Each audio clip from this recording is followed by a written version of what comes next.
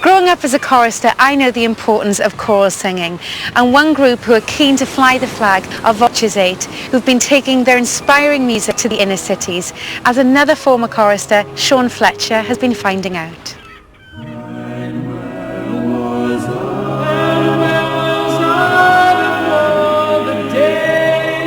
Classical chart-topping choir Prt3 are used to playing concerts all over the world. But today they're helping 180 boys from 10 schools across Leicestershire to find their singing voices for the first time. Lads ranging in age from 8 to 14 have come here to De Montfort Hall to rehearse for a gala performance tonight. Just have a listen to the first part of this melody. Could you sing it for us? So part number 1 goes like this. Tula, tula, mama, tula. Let's have a go. 3 and...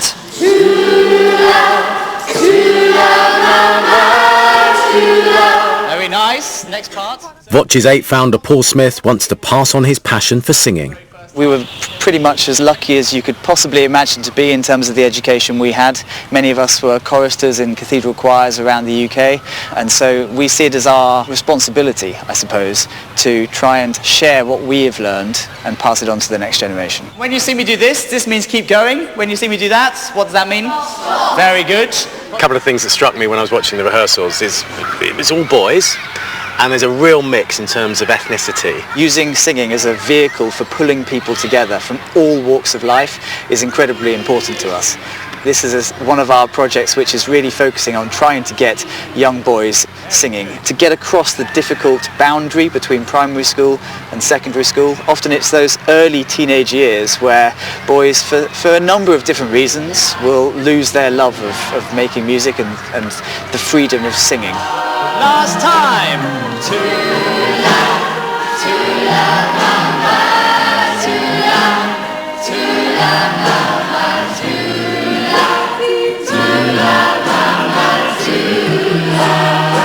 The music is mainly secular, isn't it? Well, in Prt3 we sing a really wide spectrum of music, and in a project we've just done in France we had secular music alongside sacred music. I think if you can open music up and say it's not about being sacred or secular, it's about saying it's great music. In and of itself it has a great message and it's incredibly beautiful to sing. I sort of sense that maybe even if there were 2 or 3 kids in the future who go on to get into music or love music, does that feel like the job is done? Actually, there are some students that we've worked with. We've sort of kept track of them, and those that started off as young singers as part of our programme are now beginning to start a professional life as a young singer, and that is, for us, where it all counts. Hey, high five! Paul certainly loves singing, but what about his new recruits? It's almost like proving to other people that singing isn't just a girl thing, it's to do with everyone as well. Boys can sing just as well as other people. So who is nervous about tonight? I'm very nervous. You're really nervous, are you? Do you know how many people are going to be there? 1,200 people. Well, it sounds great, so just go out there and sing your heart out.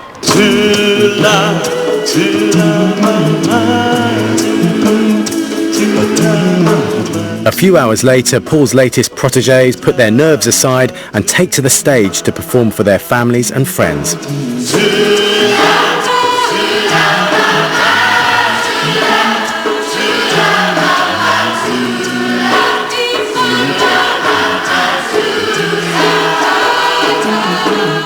Can choral music change their lives? Absolutely. It is a life-changing thing to be in a choir. I cannot emphasise that enough.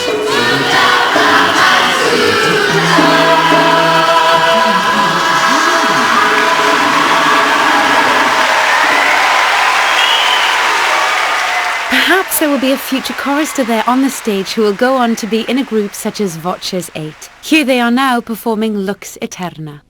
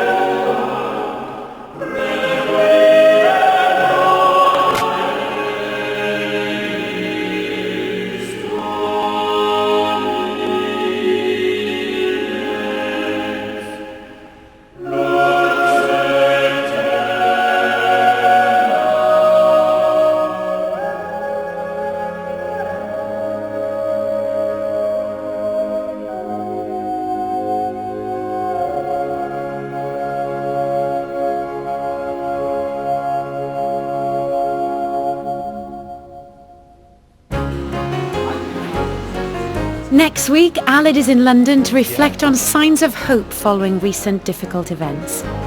We need to clear this road so that the fire engine can get through. Josie Darby is at a training session with the emergency services and the Salvation Army. And there are uplifting hymns from Southwark Cathedral. Our final hymn, Praise My Soul, is older than this 19th century pier, but still remains a favourite today. Until next time, goodbye.